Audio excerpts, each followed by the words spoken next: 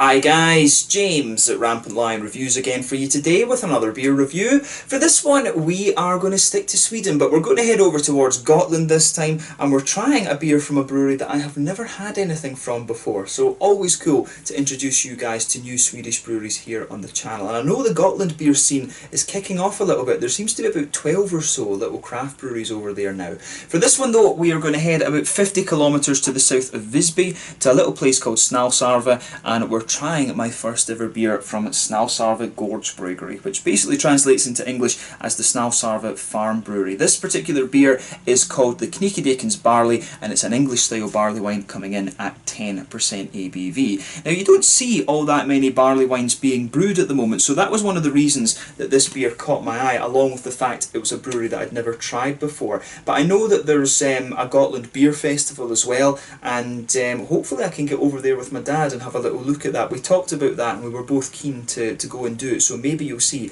a little festival video from the Gotland Beer Festival next year. The island of course is meant to be very beautiful, and Visby is famous for its medieval festival as well, so hopefully we can get over there in the summer and have a little look at that at some point as well. But really curious to see how this beer turns out. These guys are an interesting brewery by all accounts, so I hope that you guys enjoy my take on this beer, and I'm sure we'll do more reviews from them in the fairly near future. But yeah, as is usual with my reviews then, I'll tell you a little bit about the brewery before we taste the beer. If you want to get straight to the tasting, just fast forward. All the usual links are in the description below. That's the brewery website, the link to my other reviews that hopefully I can do in the future from Snausarve Gårdsbryggeri. Very first time I'm encountering these guys, as I mentioned. There's all the usual social media down there. If you want to see more beer reviews, do please consider subscribing to the channel. The whole channel of course has a geography based tagging system, so you can go into the homepage and search for beer based on country, city, state, county, prefecture, whatever it is you're interested in. Do check out the playlist of beers from different countries. There is one there for all the Swedish beers that I've reviewed for you. That's constantly being added to, and as always, please do get in touch and let me know some of the other beers and breweries that you guys would like to see me review. It's always great to hear from you guys that are watching the videos, and the support that you show the channel is hugely appreciated. So anyway, on to my brewery notes then, to tell you a little bit about Snausarve Gårdsbryggeri. So Snausarve Gårdsbryggeri, as I mentioned to you before, are based in Gotland, and the company was founded by a couple, Nina Schultz and Kalle Andersson.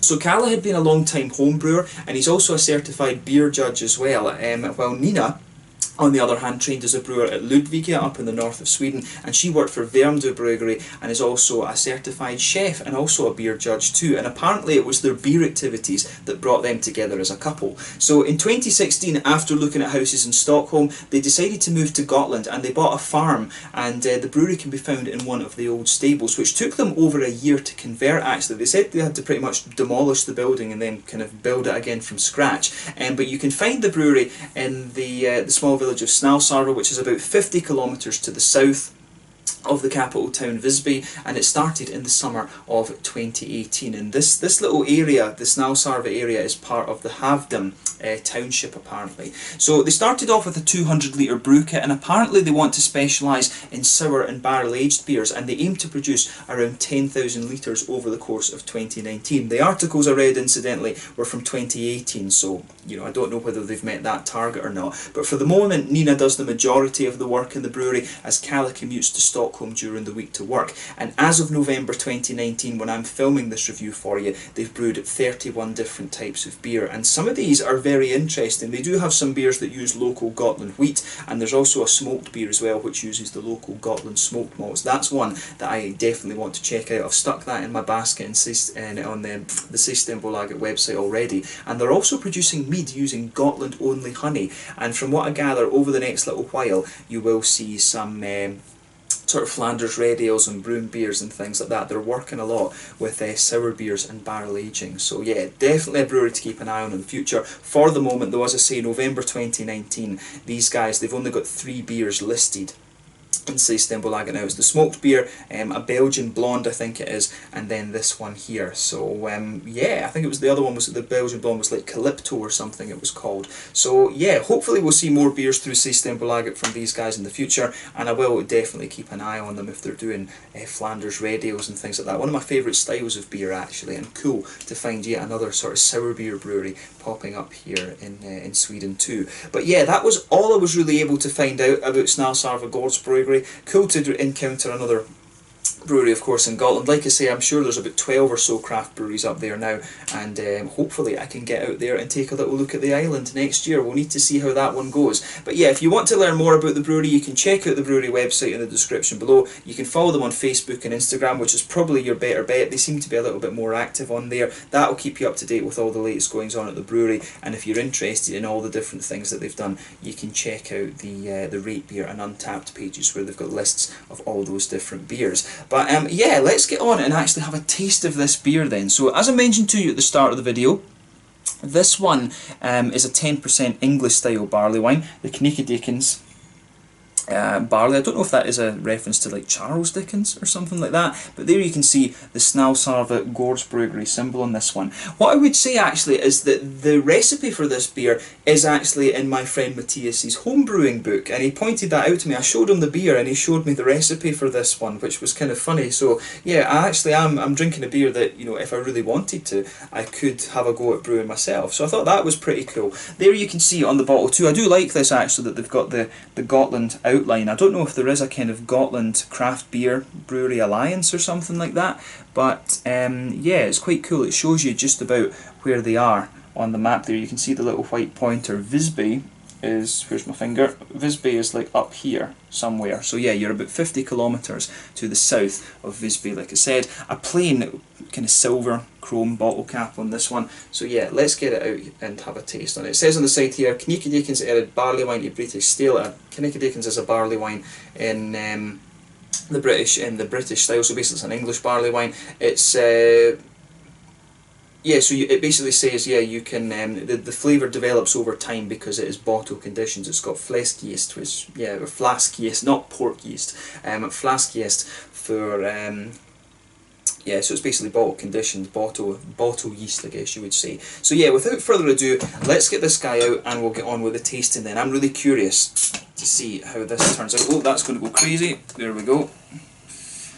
That's sometimes what happens with bottle conditioned beer, but this one wasn't too bad. Yeah, sometimes in these videos you've got to be alert. I just saw that happening at the last second there, but yeah, at least it wasn't as bad. Some of the Belgian wits I've had, I always remember those being pretty bad for exploding. The wits and the saisons, the lower alcohol beers from Belgium, were always quite bad for that. So yeah, in this video you're getting, if you go on a slow frame rate or something, you'll get some funny expressions from me. Some of you will probably end up trying that, knowing you guys. But yeah, this one is this one looks really quite nice. It's a lovely kind of, how do you say, this is definitely, it's a nice kind of ruby-ish colour, this one. So yeah, I like it. It's pretty much what you would expect in terms of appearance from an English barley wine. So it's, I would say there's a quarter finger of a frothy, kind of fawn, very light beige coloured head, one or two big bubbles sticking towards the side of the glass, and you can see a few little ones just heading up towards the bottom of this of the head there. But yeah, if I shine the light through it, I'd say there is a degree of haze to this one, but it's not the haziest of beers that you're going to see. But of course on the camera you guys are not going to be able to pick that up. It'll just look quite dark and almost like a red wine colour to you. But honestly, if you shine the light through this, it's a nice almost kind of cranberry juice colour in some ways. So yeah, a lovely looking beer, this one. One of the redder barley wines that I've come across in recent times, I would say. Probably to you though, it looks a little bit like a kind of winey, chestnutty colour on the camera. But yeah, so it survived its explosion. As I say, if you go through the video in a slow frame rate, some of you guys will find some very interesting facial expressions there, but it survived its explosion, which is good. It wasn't even, yeah, probably we can't even say that it's an explosion. So yeah, always the thing with bottle conditioned beers, but now it seems to be behaving quite nicely. There's just a little steady flow of carbonation to the beer. But yeah, let's take a look at the aroma and see how we get on with this one. Oh yeah, right, definitely an English beer, this one. It almost has a teeny little bit of a Belgian-y yeasty quality to it as well, which is interesting. So yeah, the main thing for me that distinguishes the English barley wines from the American ones, I'd always say that the brown sugars in the English ones are a little bit more kind of caramelised and things, and often with the English barley wines you get a little bit more of a kind of phenolic element out of it. The fruits are just a little bit more almost medicinal in things, whereas the American ones, the brown sugars are a little bit brighter, and the fruits are also a little bit more brighter and juicy, to be honest with you. That's the main thing for me. As I always say, a lot of the times when the Americans get their hands on a particular beer style, they pack it with sweetness and stuff like that. The Americans, I think, generally have a very big sweet tooth when it comes to things. So yeah, the American barley wine is basically a lot sweeter. It's the same with my native Scotch ales, if you like. But yeah, in terms of the aroma, this one definitely fits into the English category. So straight away with this beer, you can really pick up a little bit of that. It has a bit of a kind of doughy, bready, yeasty quality to it. It does have a little hint of a Belgian note to it, this one. But other than that, it really is very authentic in terms of the Englishness, if you like. English beers are quite distinctive in that way. So a lovely kind of brown, bready quality to this one. You can smell the brown sugars in there as well. They come across as being quite toasty and very... yeah, they really come across as being quite toasty and very... kind of caramelised, if you like. I do wonder if this beer's had a little bit of a longer boil or something like this. Of course, when you're brewing the beer, it's the length of the boil that it can affect the colour quite a lot, along with the malts, and the longer that you boil the beer, the more the sugars are going to caramelise and things like that. So yeah, you can definitely smell that lovely brown sugary quality in there. There's maybe a little bit of a biscuity hint to the beer as well, but I think this one is quite bready, and like I say, there's almost an element of Belgian kind of notes to it. It almost smells a little bit like Christmas pudding or something like that. My dad was always obsessed with Christmas pudding, and my mum used to make him Christmas pudding for his birthday cake because he liked it that much. There is an element of cakiness to the aroma of this beer as well, and that's cakiness and breadiness. It really does almost smell a little bit like a Christmas pudding, this one. So an ideal beer for them to release at Christmas. I'm guessing this will be perhaps the first time they've released this through Systembolaget, so maybe their first release. Incidentally, this one came out on the 1st of November 2019 through, I'm not sure if this was part of the Juldrika or whether it was part of the local in Småsikt, but there was things that were in both lists, so I just picked this because it was interesting. But yeah, so on the hoppy side of things, a little bit of earthiness in there, a little bit of floral and grassy character. I would say the green side of the hops, though, it has a good bit of earthiness, but it leans towards the grassy side of things as well, which is pretty nice. So yeah, the hoppy side of the beer is kind of what you'd expect. I think it's Bramling's Cross. It must be Bramling's Cross that's in this, just going by the fruity notes. But on that fruity side of things, a little bit of a figgy note, some kind of raisiny qualities to the beer as well. It does have a little bit of that raisiny sharpness, but you've got some blackberries and blackcurrants. In fairness though, it's a little bit more like a dried fruit note you get out of this, a little bit of a kind of datey, pruny kind of note coming out of the beer as well. It is very medicinal and very cake-like, if you like, a little bit phenolic, cough syrupy as well. So a really kind of interesting aroma to this beer, I have to say, and it definitely fits in to that English category of barley wine pretty damn well. So yeah, thumbs up to Snausarve Gårdsbryggeri for the aroma of this one. This, I think, will be quite an interesting beer. So let's have a taste of it now and see how we get on. This one is the Knickedickens Barley from Snausarve Gårdsbryggeri in, what was it, Havdhem, just outside of Havdhem in the southern part of Gotland over in Sweden. I mean, the other thing that this might be, Knickedickens Barley may well just be a very local type of barley, so an English style barley wine brewed with local barley from Gotland. Pretty cool, I have to say. So let's get stuck into this one and see how we get on. A barley wine coming in at 10% ABV. Slange, skål.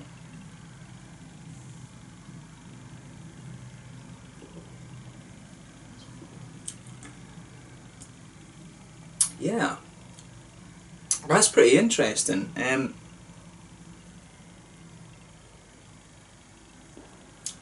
Yeah, so what I'm going to say, flavour of this beer really is pretty authentically English in terms of the barley wine style, but it's quite unique at the same time. I'm pretty sure that this is probably some unique Gotland barley that they're using in this beer. I will say though that the bottle conditioning has made this beer just a little bit over-carbonated. I think that's one of the things they need to watch with this beer. You know, a barley wine should be a very smooth and big oily beer. The carbonation is just a little bit too active in this one for me, so maybe that's something that they want to look at with future batches of the beer, but we'll ignore that and talk more about the flavour. Of course, that is just one of the things, unfortunately, that can sometimes happen when you're bottle conditioning beers, but we'll let them away with that.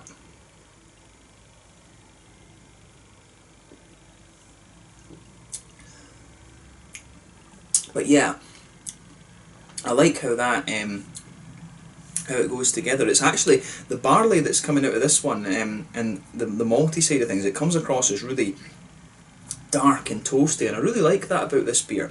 So let's try and break the flavour down then. In the middle of your palate you're going to feel a nice bit of that kind of brown bready malty quality. That just blankets the middle of your tongue. The further you go into the aftertaste, you can feel it dry out, and this beer does get gradually more more grainy and things the further that you go into the aftertaste.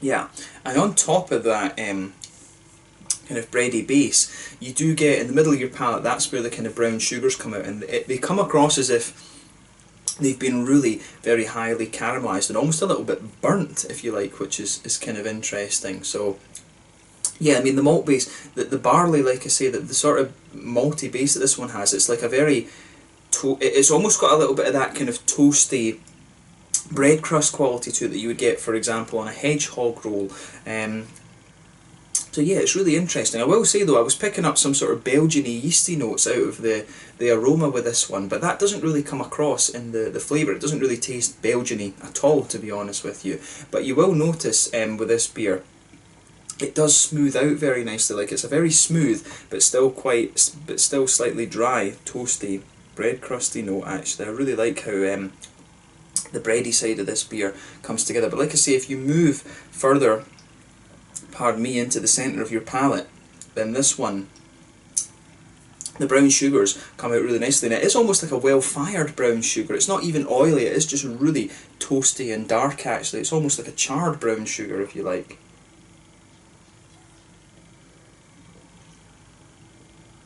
But yeah, if you go into the very centre of your palate and then move forward, there's a wee bit of a nutty, there's a teeny little bit of a nutty quality to the beer as well, and maybe there's a few woody undertones kind of in there as well. But really, the further you go into the aftertaste with this one, it dries out quite a lot, and it really does have a little bit of that cakey note further forward on the palate as well.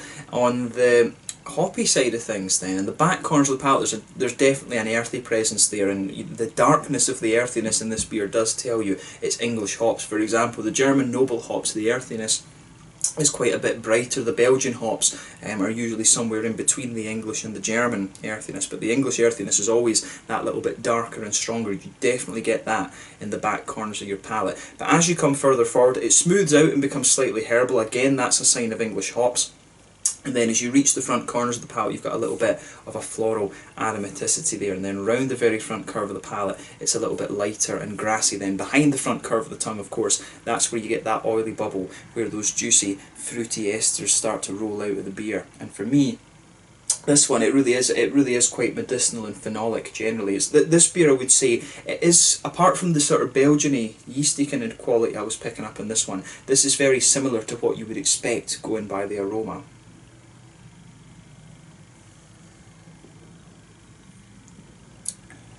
So yeah, when you take this beer in initially, it's quite juicy and sort of figgy, I would say, and then it dries out a little bit, and the fruits become a bit more darker and sort of cough syrupy and medicinal. It is, as I say, you get that sort of cakey underlying to the beer, but you've got a nice, you've definitely got a kind of fig, as I say, you start off with figs and then it becomes a little bit more dry and datey. Maybe in the beginning as well there's a teeny bit of a raisiny sharpness, but the further you go into the aftertaste with this one, it really evolves to be figgy, like I said, figgy further towards the front of the palate. But then you start to get a few like blackberry, blackcurranty flavours out of this beer as well. So yeah, I mean, it has everything that you would expect of an English barley wine, but it's definitely one of the more it's definitely one of the kind of darker ones, if you like, in terms of the brown sugar qualities that the beer has. But overall, as a beer, it is pretty nice actually. I mean, I probably was more of a fan of the American style barley wines than the than the English ones, but as far as English barley wines go, I think this one is pretty well done. The only kind of nitpicking thing I would say about this beer is the carbonation. I think it is over carbonated, and probably these flavours would come out a little bit better if it wasn't. So yeah, hopefully with future batches, if they're going to do this beer next year, hopefully they can do something about the way it's bottle conditioned. I mean, if it is, I can understand why they would do it, because they want it to have they want to experiment with it and see how it ages and stuff over time. But to be honest, if your beer's 10%, I don't think you really need to bottle condition it, to be honest. But I suppose you give it more longevity if you do.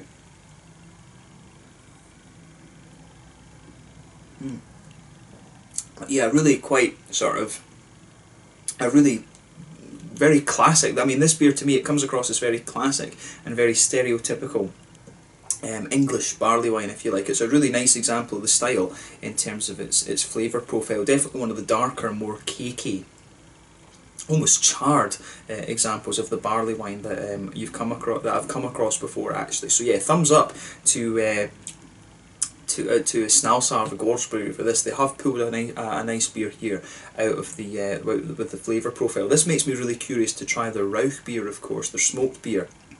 Gotland, I think you can call those. They've got some meads too, which I think would be very interesting. So hopefully more of those are released through Systembolaget. Actually, I'll need to review more from these guys in the future, particularly the smoked beer, because as I've told you before on the channel, my whole love of beer started with the likes of Schlenkerla and things like that. So yeah, in terms of the mouthfeel of this one then, and this is where it gets a bit difficult, because obviously the beer itself, if it wasn't carbonated the way it was, it would be quite a full-bodied beer. The carbonation, as I say, is just it's too much in this. That really needs sorted. But you know, the mouthfeel overall, you can tell it would be quite an oily beer. You can taste the sort of cleanliness of the water in this as well a little bit. I'm quite sensitive to that as a Scot, of course, because of the whiskey and things, and I've been drinking some Greenlandic beers not long before reviewing this one as well, so you can tell that the water quality in this is pretty damn good, and that will affect the flavour to some degree. But in terms of the maltiness then, it's very, very smooth, but it's got a nice kind of toasty sweetness to it, which is quite unusual. That's one of the really unique things about the beer, is how the brown sugars come across as almost charred. I think there's been a long boil with this one in the brew. But yeah, I like how that goes together. It's definitely got a cakey element to it as well, so you've got smoothness, sweetness and a bit of toastiness in the malt base. They are all balancing each other out. In terms of the bitterness, geez, I think there's maybe there must be around about 30 or 40 IBUs with this one. Yeah, it must be something like that. There is a fair little bit of bitterness on the edge of your palate there. It could potentially even be a little bit more than that. And with the fruity side of things, it starts off a little bit sharp and then it smooths out and just becomes that little bit more juicy. But overall, it's a really beautiful beer, this, in terms of its flavour profile. Sort out the carbonation, and I think these guys are really onto a winner here, and it's a nice introduction to this brewery actually. I'm very curious to see what their smoked beer is like, the Rook. So yeah, we'll need to see if we can get one of those and review it for you at some point in the future. But yeah, I think this is a good place to round off with this one. A really solid English barley wine, this beer, but unfortunately just a few issues with the carbonation, but we'll let them away with that. If they can sort that out, they've got a really pretty damn solid example of the English barley wine here, one of the darker ones I've come across in this style bracket. So yeah, let's just leave it at that then. Once again, thank you for watching my beer reviews. Until the next time, please like, subscribe, share, all the usual YouTube stuff. Let me know your own thoughts on this beer in the comment section below. Let me know what your favourite beers are from Snausarve Gårdsbryggeri. Hopefully I can return to these guys at some point in the near future. Do give me some other Gotland brewery recommendations as well, and I'll see if I can order those beers over here to Scone. I'd love to try some of the other breweries, because I think I've only covered maybe 4 or 5 of the different breweries in Gotland completely. But yeah, it'd be cool to return there, and hopefully I can get out to the Gotland Beer Festival for next year and have a little look and see what Gotland's all about as well. But thank you again for watching, and I will catch you guys very soon. This one is the Knickedickens Barley, an English style barley wine coming in at 10% ABV from Snausarve Gårdsbryggeri, 50 kilometres to the south of Visby in Gotland here in Sweden. Until the next time, slange just now, and I'll catch you guys later. Slange, skål, cheers. Make sure you check out this beer if you enjoy an English barley wine. Skål.